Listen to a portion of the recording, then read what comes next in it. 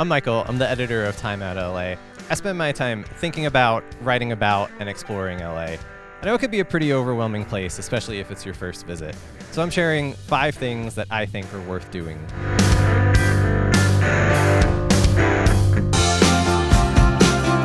LA doesn't really have secret beaches, but there are hidden entrances to beaches, like the one here at Lechuza.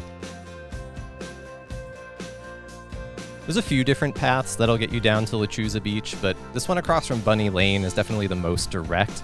There are some stairs, so, be advised of that. Once you get down the stairs, everything up the beach here is public, so you'll want to stay on that side.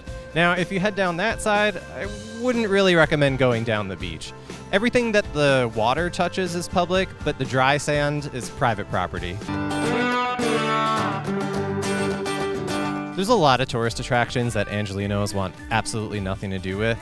Griffith Observatory is not one of those.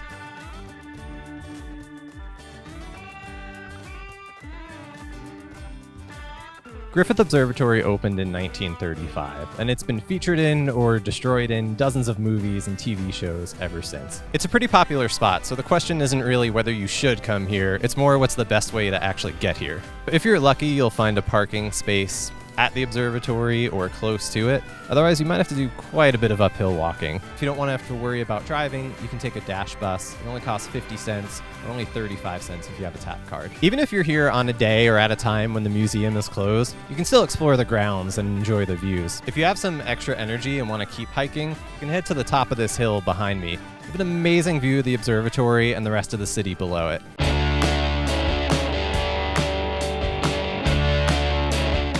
Grand Central Market has been serving hungry Angelinos since 1917. That's actually very old by LA standards.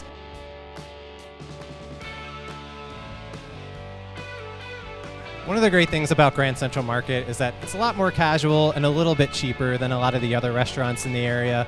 Also, if you're coming with a group and you're all indecisive, you get whatever you want. You don't all have to eat at the same spot. If you come early in the day, you're almost surely going to see a line for the egg sandwiches at Egg Slut. But honestly, there's lots of amazing other things that you can eat. We're coming up here to the Donut Man, which if you're here when the strawberry donuts are in season, definitely make sure to grab one of those. There are lots of excellent museums in Los Angeles, but the Broad is definitely the coolest.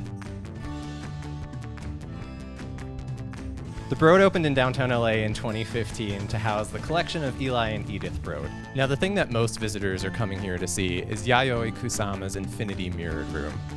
This is by far the most popular piece at the museum, so popular in fact that you can now make a reservation for it. And I mean, once you step inside of it, it's pretty clear why.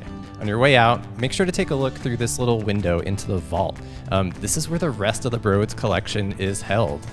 Maybe next time you're here, you might even see one of these pieces up on the walls. Now, the Broad is full of all sorts of amazing immersive pieces. Like right here, we're looking at Robert Terrian's Under the Table. Feel free to walk underneath here when you visit, just don't touch.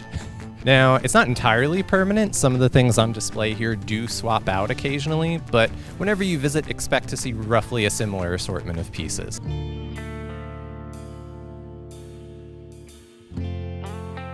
If you're indecisive, level 8 is actually a pretty great option. As the name implies, it's on the 8th floor, and there's actually 8 venues in one.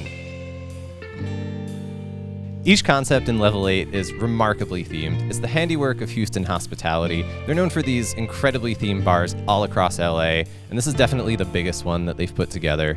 I'm inside this wrestling ring on top of the bar at Sinners y Santos. As it gets later in the evening, this ring lowers down, a lucha libre match will start, and that's when things really light up.